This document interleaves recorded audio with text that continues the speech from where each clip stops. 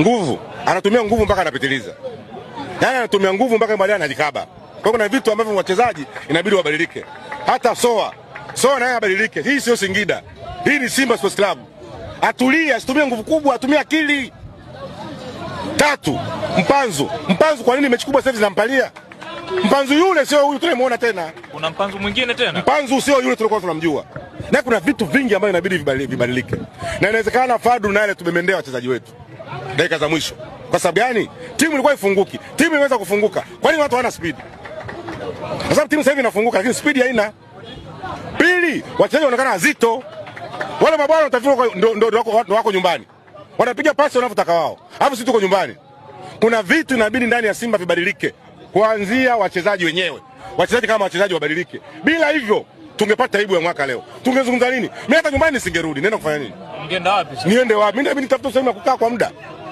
Aibu sasa tunazoni kwa watu. Hali ingezidi kuwa mbaya zaidi. Kwa kama ndio tatizo.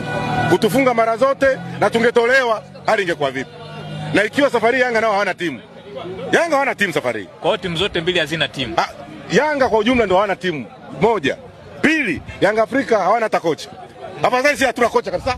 Wao kocha wao wanamsikilizia. Na anasikia amepewa mechi 2. Mbona nyinyi mlikuwa mmeng'ang'aniwa kwenye mchezo wale wapo mnasema mna timu? Timu ipi? Bado hujanielewa. Sisi kinachosumbua hapa ni kupata head coach tu. Lakini timu tunayo, wachezaji wazuri tunao. Wale hawana kocha mpaka mida hii. Kwa hiyo kwa ujumla ni kwamba sasa hivi ngoma ni kama inaenda draw. Jana umeona uwanjani kulikuwa na watu. Mechi sisi afadhali na sisi leo.